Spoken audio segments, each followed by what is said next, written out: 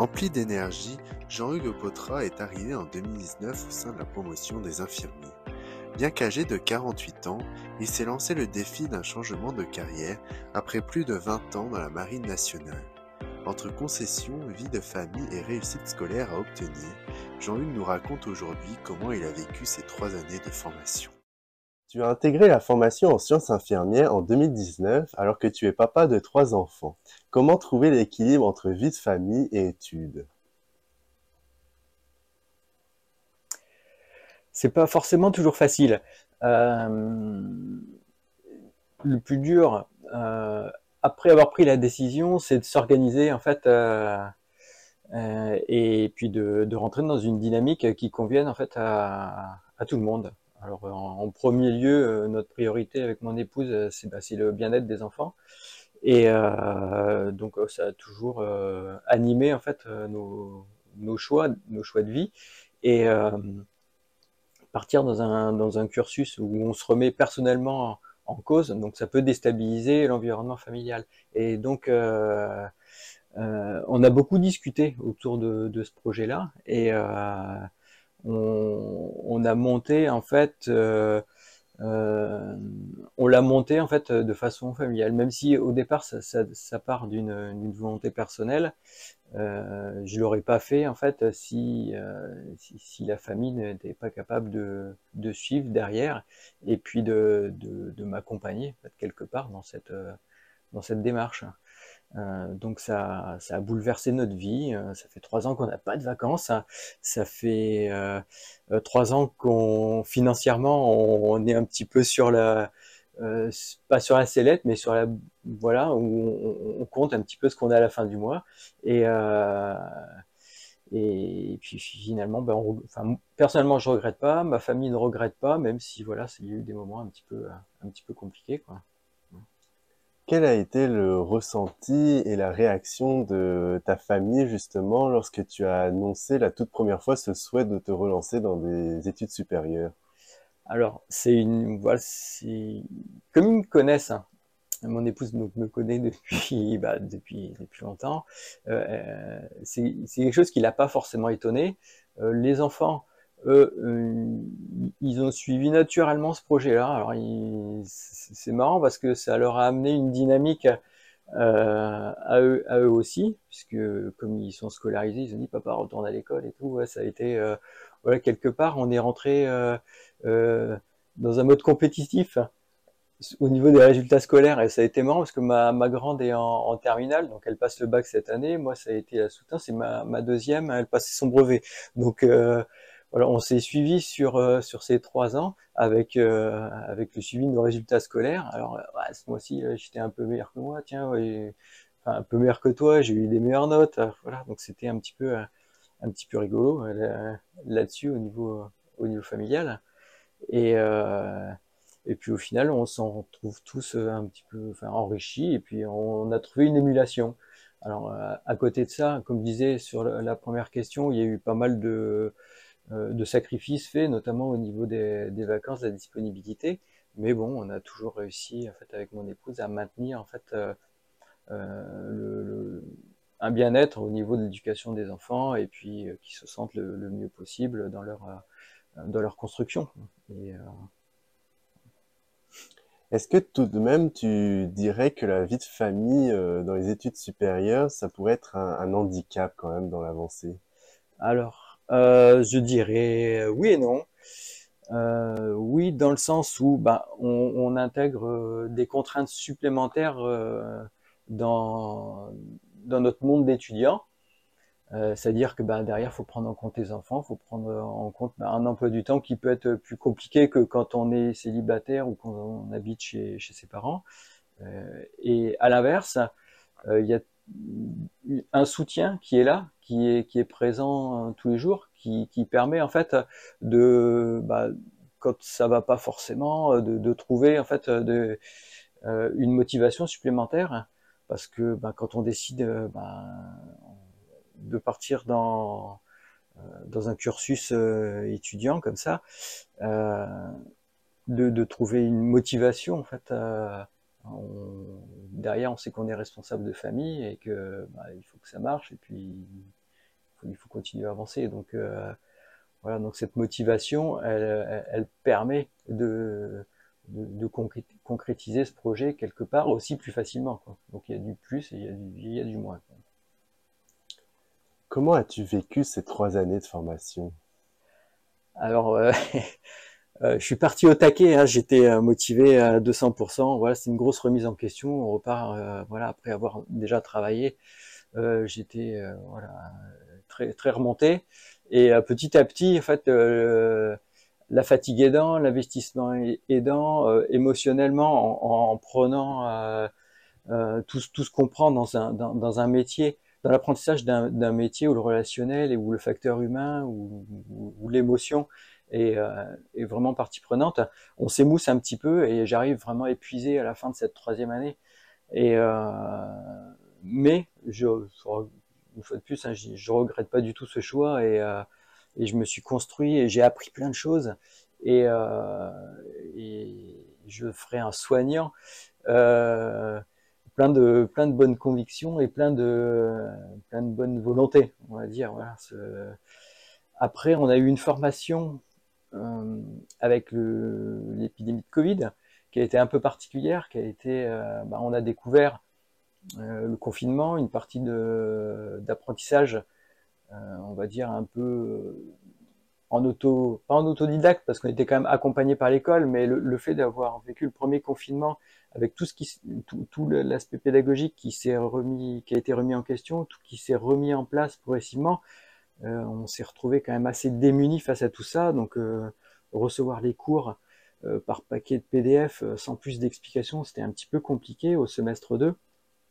Mais moi, je remercie, je félicite la qualité de l'apprentissage qui a su se remettre en question et notamment avec des notions pédagogiques comme les cours asynchrones qui n'étaient pas forcément développés avant et qui permettent aux étudiants comme moi de pouvoir suivre des cours dans des créneaux horaires qui leur conviennent un peu plus au niveau familial. Et donc du coup, je pense que c'est une grande progression pour la pédagogie. Et même si ça a été dur un petit peu pour nous, derrière, il y a un apprentissage et il y a eu aussi du bien apporté à la pédagogie. En tout cas, c'est très courageux de se lancer dans un tel défi à ton âge. Quelle est la principale source de motivation qui t'anime au quotidien? Alors, j'ai mes enfants déjà, leur montrer un bon exemple, hein, leur montrer que c'est toujours possible, qu'on peut changer d'avis, qu'on peut se questionner, qu'on peut ne pas tenir les choses pour acquises, qu'il faut savoir se mettre parfois en situation d'inconfort pour aller chercher certaines réponses aux questions qu'on peut avoir au fond de soi. Et, et au fur et à mesure de la formation, j'ai appris à découvrir mes émotions et à gérer en fait cette partie qui me posait peut-être un petit peu problème avant dans ma vie et à les mettre à contribution pour pouvoir faire un métier qui se base énormément sur l'émotionnel et le relationnel et c'est quelque chose qui m'anime et que j'ai découvert en fait. Euh, je, il y a quelque part, j'étais conscient, ça m'animait de façon inconsciente avant, parce que dans mes expériences précédentes, j'ai toujours eu un relationnel qui était recherché par certaines personnes, et moi, ça m'a toujours fait plaisir d'aller soutenir ces personnes-là. Et j'ai réussi à en prendre conscience dans le cadre de cette formation. Et ce qui me fait dire que je regrette pas du tout mon choix parce que je pense être fait pour et je suis voilà, tout à fait satisfait d'avoir pris cette orientation. Bien avant d'intégrer l'IFSI, tu as fait une carrière de 25 ans dans la Marine nationale. Qu'est-ce qui t'a fait soudainement avoir envie de changer de profession? Alors c'est pas une réorientation soudaine. C'est quelque chose qui a été construite dans le temps. Parce que quand j'étais enfant, adolescent, j'étais un peu casse-cou. J'ai souvent fini à l'hôpital pour des fractures, des traumatismes. J'ai eu des petits soucis. Et c'est déjà une question qui me turlupinait en fait au moment du choix de l'orientation professionnelle en terminale, et j'avais déjà envisagé cette voie-là. Or, la marine, c'était vraiment mon choix numéro un. La marine a répondu en premier, donc je suis parti dans la marine. Et pour moi, c'était inconcevable. C'était deux mondes complètement différents. C'était inconcevable de faire infirmier dans la marine.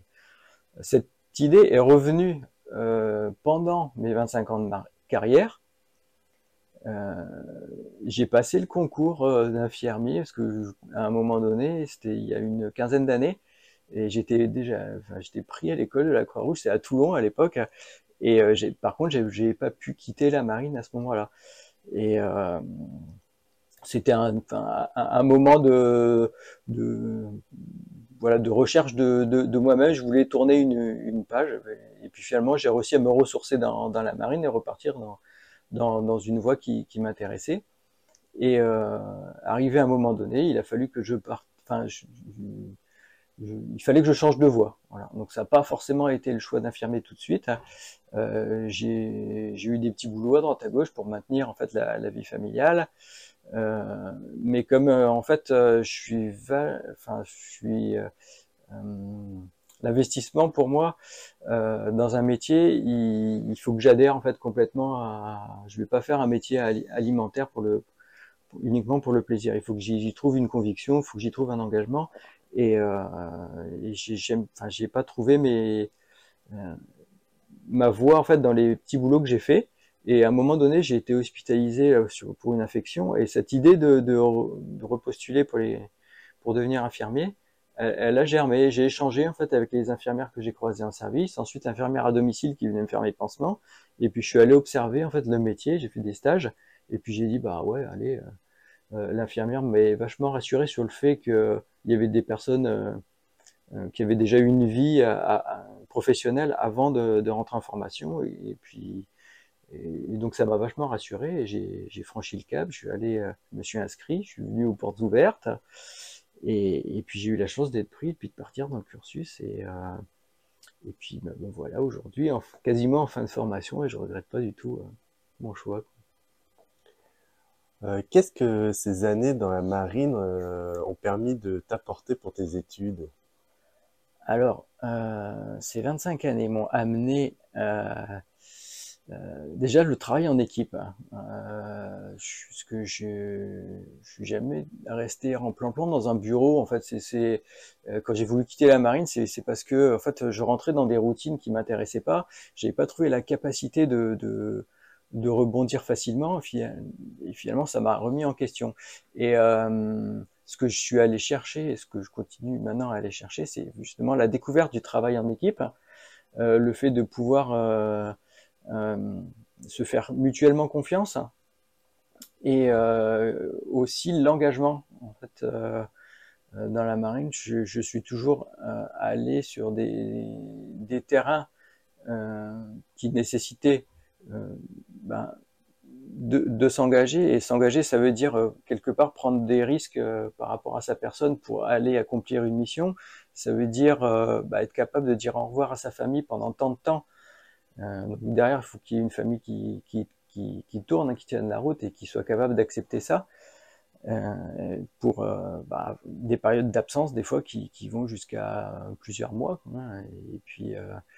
Et puis cette notion d'engagement, et ça c'était quelque chose que j'ai rencontré sur ma fin de carrière, partir sur des terrains où tu sais que tu ne reviendras pas forcément soit entier, soit revenir vivant, quoi. Donc c'est tout ça en fait, quelque part qui fait que ça m'a intéressé en fait dans ce parcours professionnel. Justement, tu te décris comme quelqu'un d'engagé, d'assidu et de persévérant. Pour toi, en quoi la notion d'engagement et de persévérance sont importantes?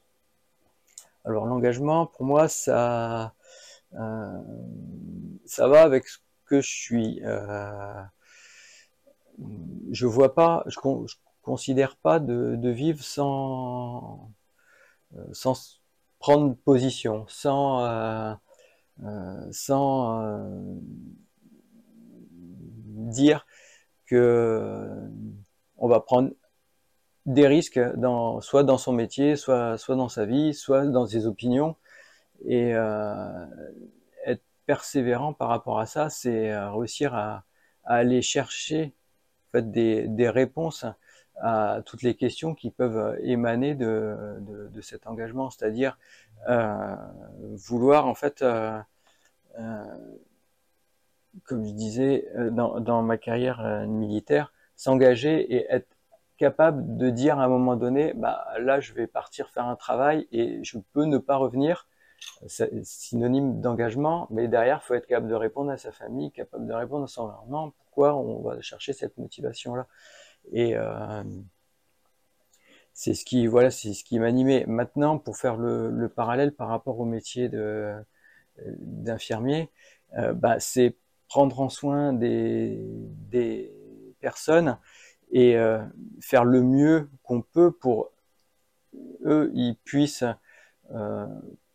accepter leur situation, la comprendre, leur expliquer les choses et leur rendre tout ça plus confortable, les accompagner au mieux en fait dans leur gestion de leur pathologie. Et moi j'y vois en fait un parallèle entre ces deux métiers euh, qui trouve du sens quoi, en fait. Tu as beaucoup été engagé au sein d'associations. Est-ce que tu peux nous en dire plus sur ton expérience associative? Alors, je suis venu sur le tard dans le milieu associatif et en fait c'est arrivé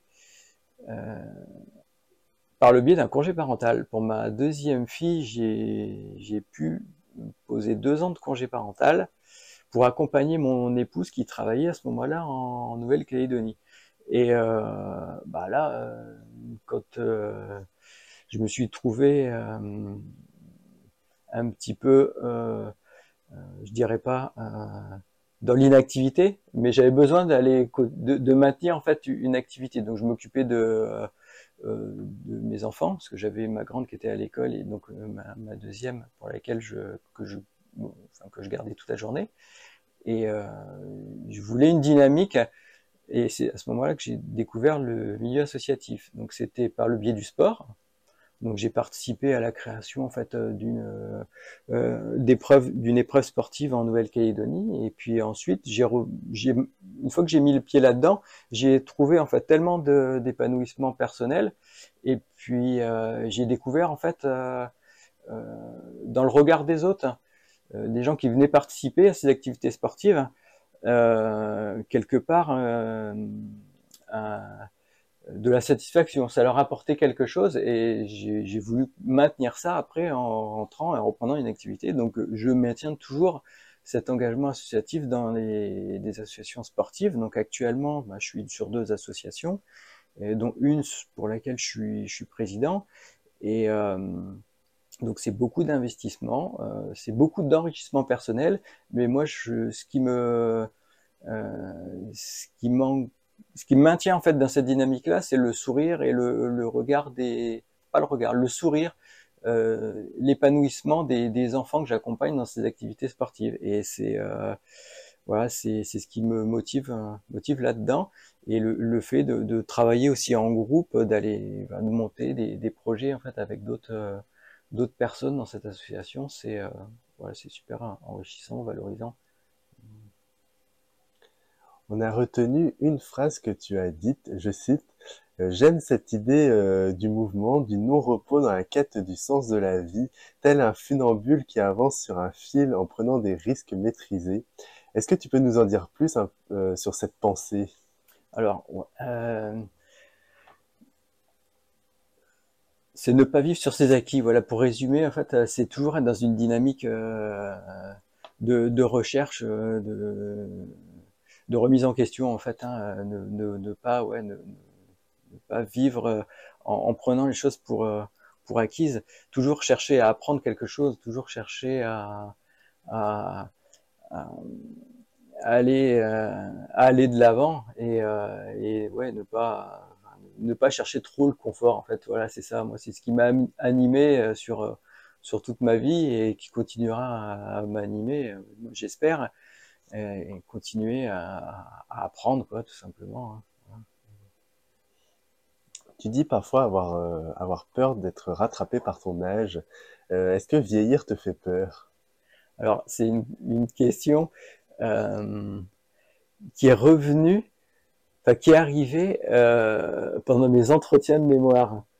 Parce que mon sujet traite de la précocité dans les soins palliatifs.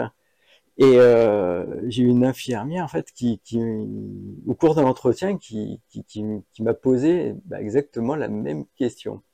Alors du coup, ça me fait vachement réfléchir parce que ouais, en effet, je suis plus près de ma fin de vie que de ma naissance, hein. Euh, alors de là à ce que ça me fasse peur, non. De là à ce que ça m'interroge, probablement oui. Déjà parce que dans le milieu du soin, on prend en soin beaucoup de personnes âgées. On voit, enfin, moi j'étais par les stages euh, confronté souvent à la fin de vie et en effet, oui, ça ramène à soi. Et ça renforce en fait ma volonté alors peut-être cette proximité de la fin de vie, plus que quelqu'un de 18 ans, ça renforce ma volonté d'accompagner ces personnes de façon plus réfléchie et de façon plus adaptée par rapport à leur volonté. Mais ouais, peut-être que ouais, ça me questionne en effet, et je souhaiterais peut-être dans l'image de ma prise en soin vouloir être pris en soin de la même façon quand je serai plus âgé, quoi. Bah, très bien, Jean-Hugues, on te remercie d'avoir participé à notre émission et d'avoir pris du temps pour l'interview.